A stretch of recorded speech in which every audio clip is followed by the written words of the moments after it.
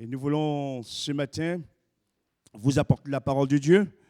Le thème, c'est le Dieu de paix est toujours présent.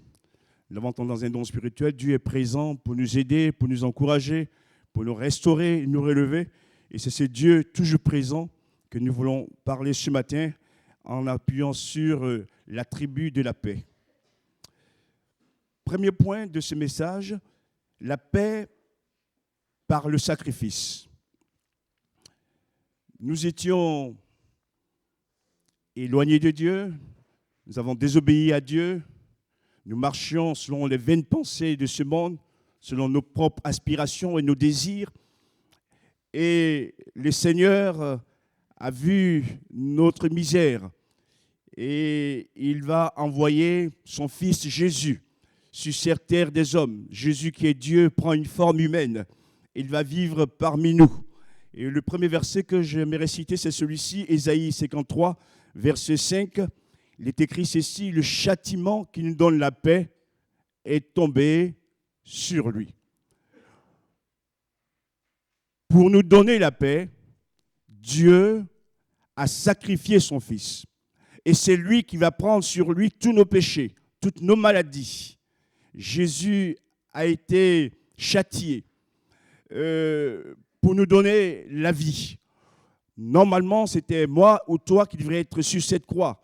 Mais c'est lui qui est venu prendre sur lui nos fardeaux, nos péchés pour nous en libérer.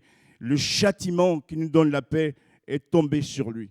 Dieu a voulu réconcilier le monde avec lui-même en livrant son Fils à la mort. Deuxième texte, Hébreux chapitre 13, verset 20. Le Dieu de paix a ramené Jésus d'entre les morts. Comme Jésus n'a commis aucun péché, qui n'a fait aucun mal, la mort n'a pu le retenir dans le tombeau. Et Dieu va le ramener donc à la vie par la puissance du Saint-Esprit. Frères et sœurs, chers amis, nous vivons sous le régime de la résurrection. Amen. La mort a été vaincue. Et l'esprit de résurrection qui a animé la vie des croyants nous anime aussi aujourd'hui. Et nous voulons donc saisir, chacun d'entre nous, cette espérance. Jésus est mort, mais Jésus est ressuscité. Et nous entrons dans l'ère de la grâce, où Dieu pardonne, Dieu fait grâce. Nous voyons le temps dans lequel nous sommes, qui nous parle des temps de la fin. Et un jour, ce temps prendra fin. Et avant donc que les choses cessent, nous devons nous préparer vraiment à ce retour. Ceux qui n'ont pas encore donné leur vie au Seigneur, faire la paix avec Dieu. Le Dieu de paix a ramené Jésus d'entre les morts. Troisième texte, Éphésiens chapitre 2, verset 17. Jésus est venu annoncer la paix à vous qui étiez loin et à ceux qui étaient près. Ceux qui étaient loin, il s'agit des païens que nous étions, et ceux qui étaient près, il s'agit des Juifs. Et Jésus a fait de ces deux peuples un seul peuple. Il est venu annoncer la paix. Jésus est venu nous réconcilier avec le Père pour que désormais la colère de Dieu ne soit plus sur nous. Et ceux d'entre les Juifs ou d'entre les païens qui acceptent Jésus comme leur sauveur deviennent enfants de Dieu. Et comme j'aime le dire, on ne naît pas enfant de Dieu, on devient enfant de Dieu. Jean chapitre 1er, verset 12, à tous ceux qui l'ont reçu, à tous ceux qui croient en son nom, elle a donné le pouvoir de devenir enfant de Dieu, la parole ou Jésus-Christ lui-même de devenir enfant de Dieu. Jésus est venu annoncer la paix. La question que j'aimerais te poser ce matin, est-ce que tu as vraiment en toi la paix de Dieu? Est-ce que tu es en paix? Voyez-vous, on parle beaucoup de ce qui se passe aujourd'hui. On parle beaucoup des autres. On parle du gouvernement. On parle des voisins. On parle des personnes âgées. On parle des jeunes. Mais ce qui est le plus important, c'est ta propre vie. Est-ce que tu as la paix? Est-ce que tu es en paix avec toi-même? Si tu as la paix grâce à Dieu, si tu n'as pas cette paix, Jésus vient comme le Sauveur pour nous communiquer cette paix. Sans la paix, on ne peut rien faire. Sans la paix, on est malheureux. On peut avoir beaucoup de richesses, être très instruit. Mais s'il manque à nous la paix, on est malheureux. J'aimerais vous dire que celui qui donne la paix s'appelle Jésus. Il est au milieu de nous ce matin. Il vient pour te communiquer la vraie paix qui vient du ciel, qui ne dépend pas des circonstances de la vie, de nos émotions, de nos sentiments. Cette paix, elle est plus grande que tout ce que nous pouvons penser et demander. Parce que cette paix a pour source Dieu lui-même. Que ce matin, Dieu nous accorde sa paix. Amen. Nous allons lire nos textes. Ésaïe chapitre 9, verset 5. On l'appellera admirable. Il s'agit de Jésus. Conseiller. Jésus donne des conseils pour nous aider à vivre et avancer, à prendre les bonnes décisions. On l'appellera également Dieu puissant, à qui rien ne résiste et qui fait tout. Il est appelé aussi le Père éternel. Jésus est le Père éternel. Donc cela parle de sa divinité. Et là où je voulais en venir, c'est ces derniers attributs. Il est appelé le Prince de la paix. Amen. Jésus est appelé le Prince de la paix. Ce ne sont pas les hommes qui vont nous donner la paix. C'est Jésus qui peut nous donner la paix. Il est le Prince de la paix. Il est la source de la paix. Il est celui qui est la paix même. Et je voudrais que ce matin, nous le découvrons de plus en plus, que nous le connaissons de plus en plus. Et pour ceux qui peut-être n'ont pas encore fait cette expérience, Jésus est là pour vous donner la paix parce qu'il est le Prince de la paix. Et quand on marche avec lui, quand on est en lui, quand on l'accepte, il vient transformer nos vies.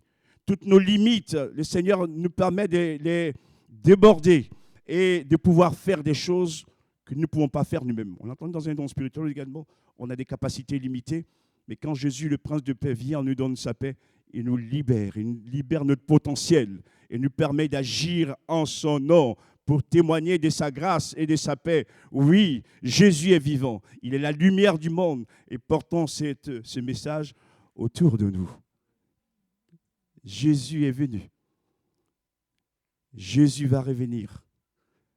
Mais entre-temps, nous sommes les témoins de Dieu pour proclamer ce message qui s'appelle l'Évangile. La bonne nouvelle, il y a tellement de mauvaises nouvelles sur cette terre.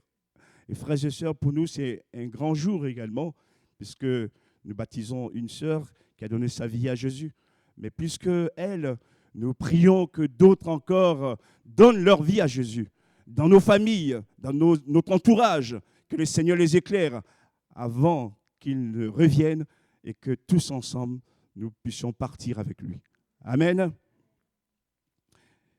Le Prince de la paix, il est dit également dans Romains chapitre 15, verset 33, que le Dieu de paix soit avec vous tous.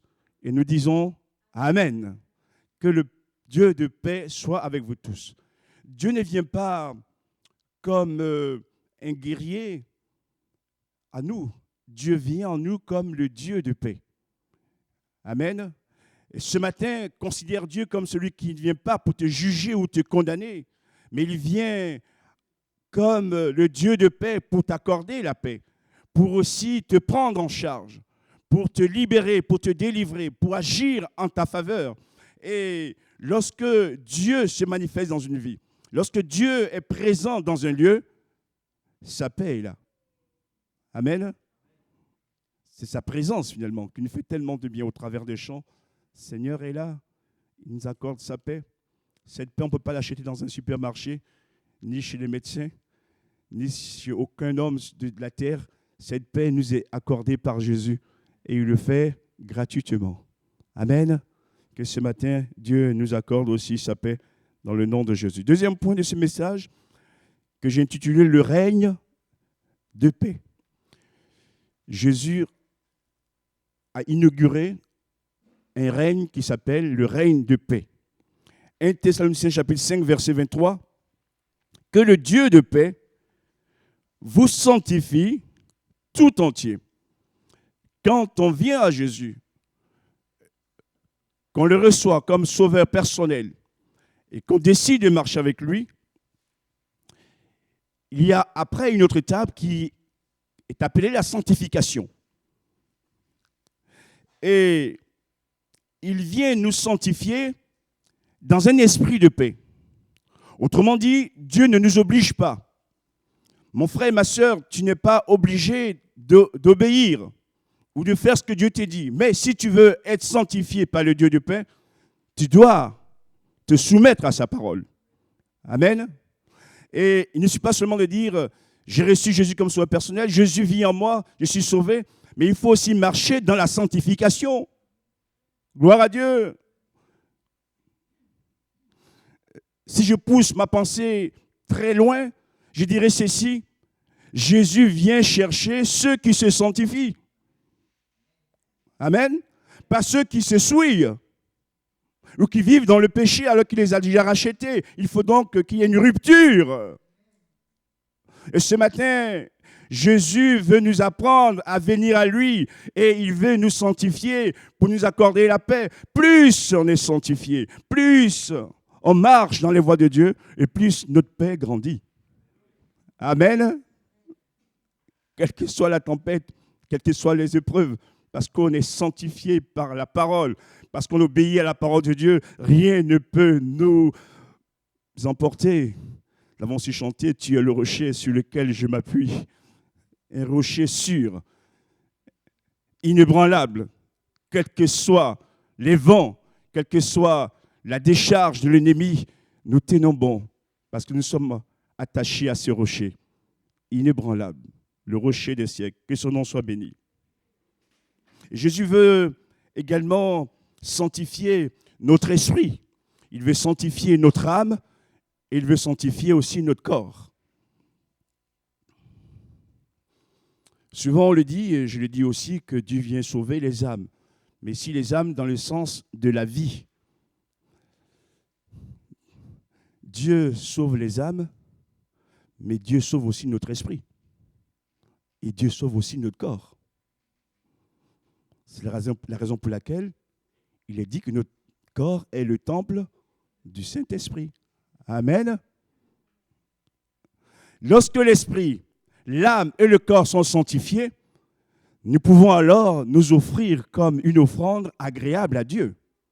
Ce matin encore, Seigneur, éclaire-nous pour comprendre ces réalités. Sanctifie notre esprit, sanctifie notre âme et sanctifie notre corps. Un autre texte, Colossiens chapitre 3, verset 15. Que la paix de Christ règne dans vos cœurs. Que la paix de Christ règne dans vos cœurs. Le cœur, c'est le siège de notre volonté, le siège de notre émotion, le siège de notre intelligence. Il veut dire ainsi par là que le Seigneur doit régner dans notre intimité. Amen. Dans notre vie cachée. Et quand son règne est en nous, surtout en ce domaine, quelles que soient les nouvelles que nous recevons, nos cœurs sont toujours en paix. Parce que nous nous confions d'abord en Jésus avant de nous confier aux nouvelles. Seigneur, ce matin aussi, éclaire-nous pour comprendre ces réalités. Oui, que la paix de Christ règne dans vos cœurs, dans nos cœurs, pour traverser ces crises, pour traverser les épreuves qui sont devant nous. Et il ajoutera, et soyez reconnaissants. On pourrait dire, mais Paul, pourquoi tu ajoutes ces derniers mots qui n'ont pas de lien direct avec la sanctification ou le règne? Mais c'est pour dire aussi que une marque de la paix en nous, c'est savoir être reconnaissant. Amen. Autrement dit, les ingrats n'ont pas toujours la paix. D'abord reconnaissant vis-à-vis de Dieu pour ce qu'il fait pour nous, mais vis-à-vis aussi des hommes qui nous ont aussi aidés et qui sont avec nous. Soyez reconnaissants. Et même c'est un ordre finalement. La reconnaissance crée aussi en nous la paix. Seigneur, ce matin, merci pour ta grâce. Un autre texte sur le deuxième point, le dernier, Philippiens chapitre 4, verset 7. La paix de Dieu qui surpasse toute intelligence gardera vos cœurs et vos pensées en Jésus-Christ. La paix que Dieu nous donne est réelle. Et pour qu'elle puisse demeurer toujours en nous, il faut que cette paix trouve sa source en Jésus et que nous soyons nous aussi toujours cachés en Jésus. Tant que mes pensées, tant que mon cœur est caché en Jésus, sa paix demeure en moi. Et Seigneur veut nous dire ce matin qu'on a besoin aussi, frères et sœurs, d'entrer dans cette réalité de la vie de Dieu, que la paix de Dieu qui surpasse toute intelligence. On ne peut pas expliquer des fois alors que nous sommes mal, nous sommes comme abattus, mais au fond de nous demeure une paix. Cette paix, elle n'est pas humaine, elle est du ciel et nous aide à traverser l'épreuve. Et ce matin, que nous puissions expérimenter cette grâce à nouveau au nom de Jésus. Troisième point de ce message, les projets de paix. Dieu est venu pour accomplir des projets de paix pour nous, non pas pour nous voir souffrir ou mourir. Loin de lui cette pensée. Premier texte dans Jérémie chapitre 29, verset 11. « Car je connais les projets que j'ai formés sur vous, dit l'Éternel, projets de paix et non de malheur. » Alors des fois, il nous arrive de dire, quand on traverse une épreuve, « Oh, quel malheur! Dieu m'a envoyé encore un malheur. » Non, Dieu n'envoie pas de malheur.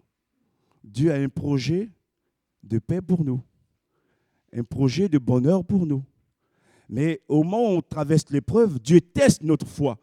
Est-ce qu'on va toujours tenir et regarder à lui ou on va regarder à nos problèmes? Et ce matin, j'aimerais te dire de la part du Seigneur que les projets qu'il a pour toi sont des projets de paix et de bonheur. Amen.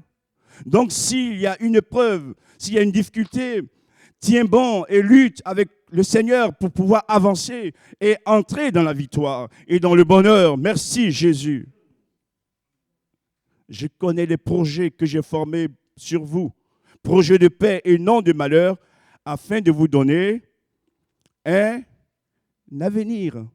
Des fois on dit, mais mon avenir, comment va-t-il se passer? Et on a parfois des craintes. Mais j'aimerais te dire ce matin également que le Seigneur a un avenir pour toi. Amen.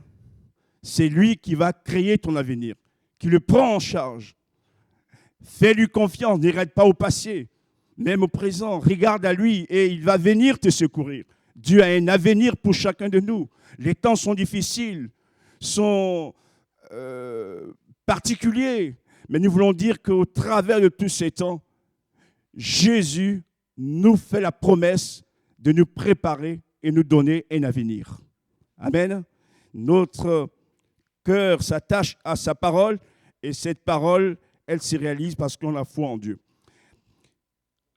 Notre texte, le psaume 122, verset 6, il est écrit « Demandez la paix de Jérusalem ».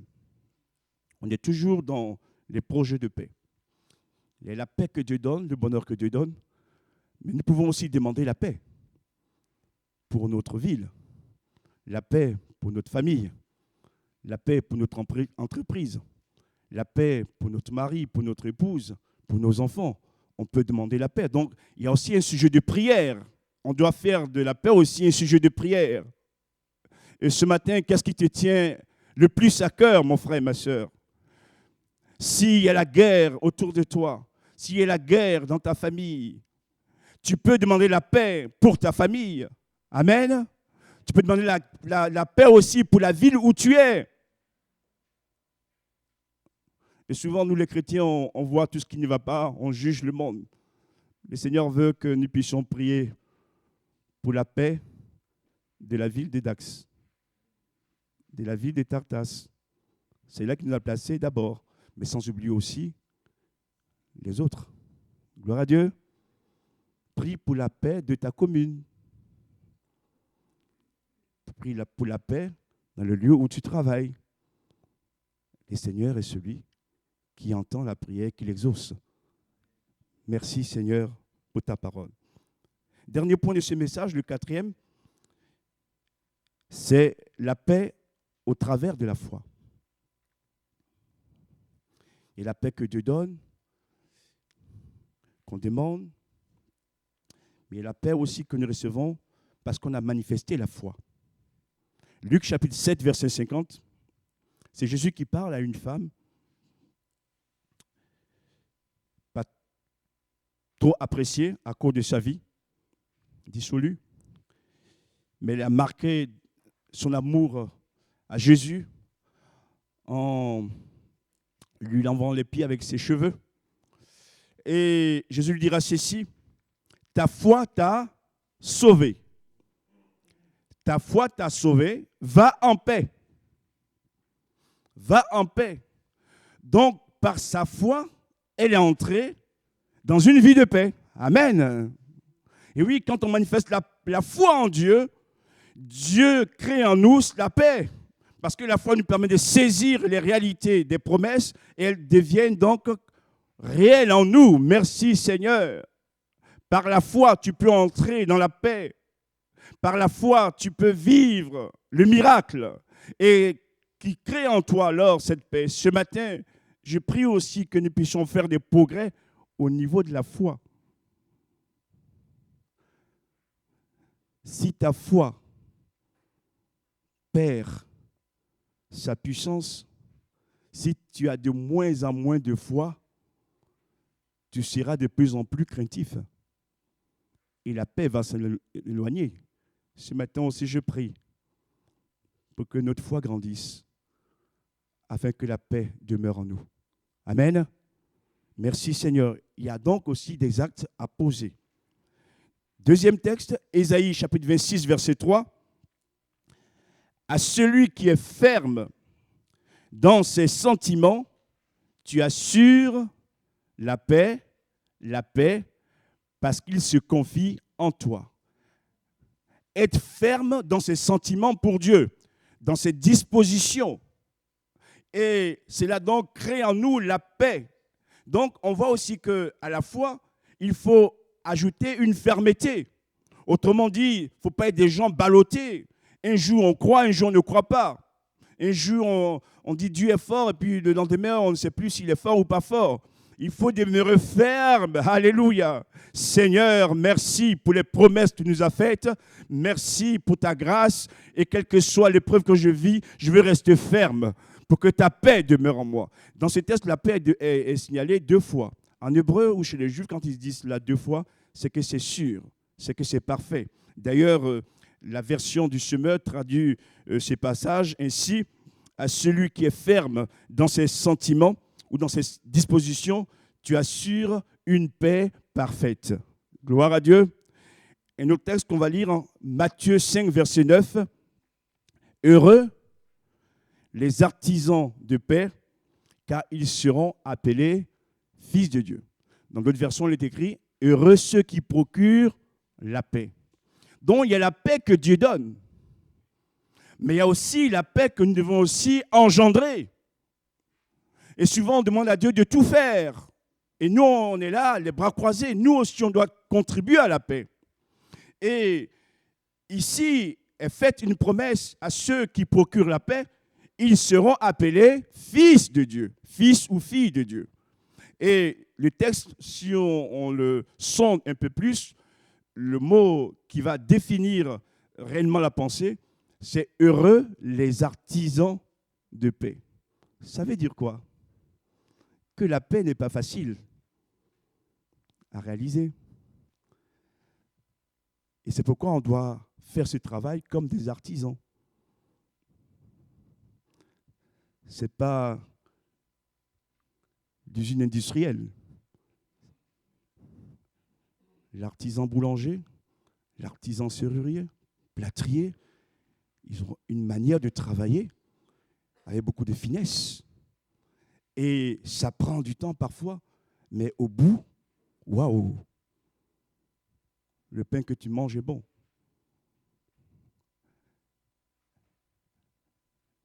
Les serrures qui sont faites sont solides. Voilà. Et on doit être des artisans de paix. J'aimerais parler un peu sur cet aspect. Dieu donne la paix. Dans cette maison, il y a plusieurs personnes de différentes catégories. Mais que veut nous dire le Seigneur ici? Je donne la paix, mais à vous aussi de travailler pour maintenir la paix. D'accord? Et Dieu met la barre haute.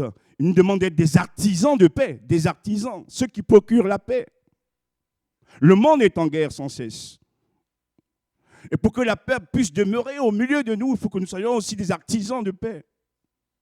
Vous savez, certaines personnes, lorsque il y a des gens qui créent du trouble et que elles sont mises au courant, au lieu de travailler à la paix, mettent plutôt l'huile sur le feu. Ce n'est pas ce à quoi nous sommes appelés. On est appelés à être des enfants de paix. Et quand nous serons des artistes de paix, des artisans de paix, quel grade Dieu nous donne? On est appelé alors fils de Dieu. Wow. Amen. On a encore un bout de chemin à faire les uns les autres. Que Dieu ce matin nous aide à entrer en cela. Notre roi s'appelle le prince de paix et nous voulons être aussi des enfants de paix. Merci Seigneur. Je vais terminer. Galates chapitre 5, verset 22. Le fruit de l'esprit, c'est l'amour, c'est la joie, mais c'est aussi la paix. La paix véritable nous est donnée par l'Esprit de Dieu. C'est l'Esprit qui donne la paix. Ce n'est pas la méthode couée comme font parfois les psychologues, même voire les psychiatres. Ah, je suis en paix, je suis en paix, je suis en paix. Non, non, non. Tu peux répéter ça 100 000 fois. Si vraiment il n'y a pas l'action de Dieu, tu ne seras pas en paix. C'est l'Esprit de Dieu qui nous donne la paix. C'est un élément du fruit. Autrement dit aussi que c'est Dieu qui permet que ça grandisse parce qu'on met les conditions pour que l'Esprit agisse. Ce n'est pas un don. Vous avez compris? C'est un fruit. Si le fruit ne l'entretient pas, mais la paix, il s'en va. Hein?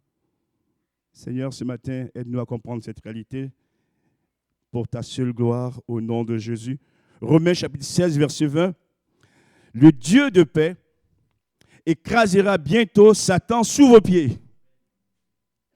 Le combat est là, le chemin est encore long, mais Dieu nous fait la promesse qu'il écrasera Satan sous nos pieds. Sa tête a été déjà écrasée, mais il agit encore avec son corps. Mais un jour, tout son corps qui reste va être aussi écrasé. C'est-à-dire que Dieu aura la victoire totale sur le diable pour nous donner aussi cette bénédiction. Mon frère et ma soeur, ne crains pas. L'avenir n'appartient pas au diable. L'avenir appartient à Dieu. Conclusion. N'ayez pas peur. N'ayons pas peur devant toutes ces promesses de Dieu. On va lire dans Romains chapitre 14, verset 17. Le royaume de Dieu, c'est la justice, la paix et la joie par le Saint-Esprit. Ce n'est pas le manger, le boire. Hein. Le manger, le boire, ça s'arrête un jour. Et la paix par le Saint-Esprit, parce que dans ce royaume, il faut qu'il y ait la justice, il faut qu'il y ait la paix et la joie. Ces trois termes sont importants dans le règne de Dieu, le royaume de Dieu. Dernier verset, 2 Thessaloniciens chapitre 3, verset 16. Que le Seigneur de paix vous accorde lui-même la paix en tout temps. Amen. La paix en tout temps et en toutes circonstances. Et je dis Amen. Que Dieu vous bénisse. Nous prions. Merci pour ta parole.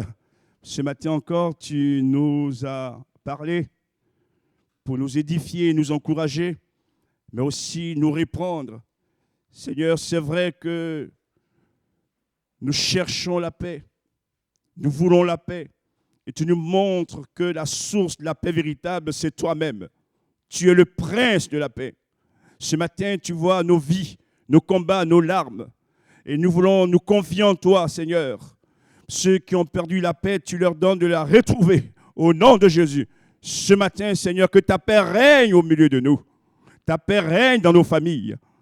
Ta paix règne dans nos cœurs. Toute la gloire à Jésus. Amen.